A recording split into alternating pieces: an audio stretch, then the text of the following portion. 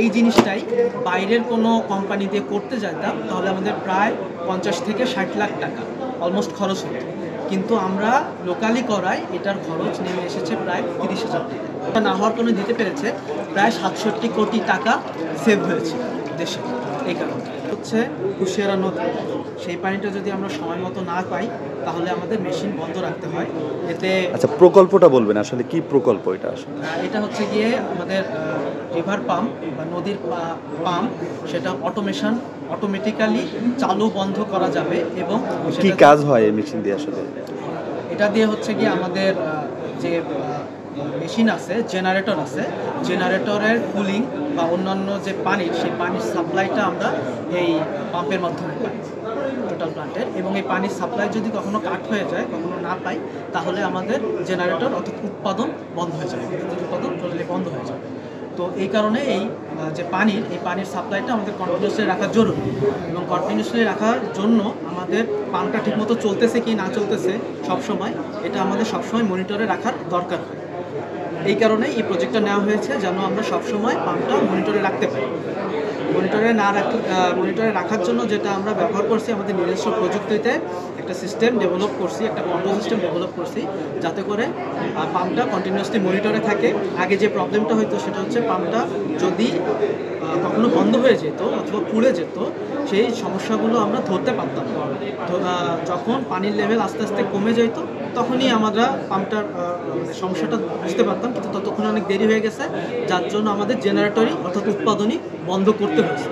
কিন্তু এখন আমাদের এই কন্ট্রোল সিস্টেমে লাইভ মনিটরিং সিস্টেমটা আসার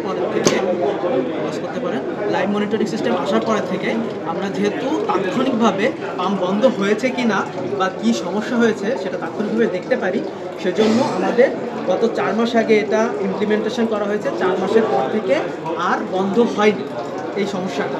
তাতে করে দেশের প্রায় দেখা গেছে যে পরিমাণ উৎপাদনে এই সমস্যা না হওয়ার কারণে দিতে পেরেছে প্রায় 67 কোটি টাকা সেভ হয়েছে দেশে।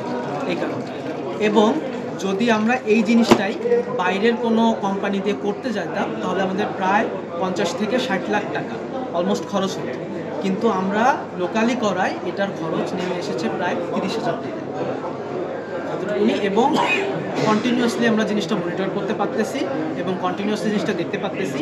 এবং সামনে যদি আমাদের এই জিনিসটাকে আরও আমরা আপগ্রেড করতে পারি, যেমন এটা আমরা নদীর পানির লেভেল কতটুকুন আছে বা নদীর পানি কী অবস্থায় আছে এবং নদীর পানি ঠিকমতো ঢুকতেছে কি না, নদীর পানির অবস্থা কীরকম, এগুলো যদি আমরা সামনে এটার মধ্যে ইমপ্লিমেন্টেশন করতে পারবো, এটার মধ্যে আনতে পারবো, এটা যদি আনতে পারি তাহলে এটা আরও অনেক জায়গায়, এবং অলরেডি আছে এটা আরও অনেক জায়গায়, যেমন সিমেন্ট ফ্যাক্টরি, সার কারখানা এবং সারা দেশে অনেক জায়গায় এটা প্র্যাকটিক্যাল ইমপ্লিমেন্টেশন আরও করা যাবে। অলরেডি বিভিন্ন পাওয়ার প্ল্যান্টে তো আছেই, আমাদের পাওয়ার প্ল্যান্ট তো আছেই, অলরেডি বিভিন্ন পাওয়ার প্ল্যান্টে করা যাবেই। এবং এছাড়া হচ্ছে সামনে অন্যান্য বিভিন্ন জায়গায় এটা প্র্যাকটিক্যাল ইমপ্লিমেন্টেশন আছে।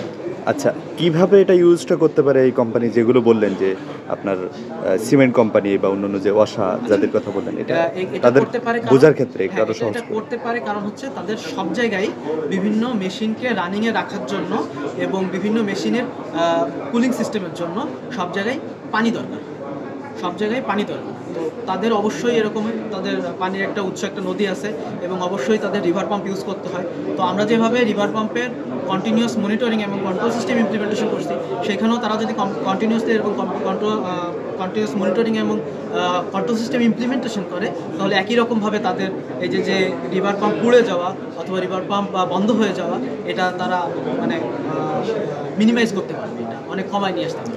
এইভাবে তারাও এটা ইমপ্লিমেন্টেশন করতে পারবে। আচ্ছা।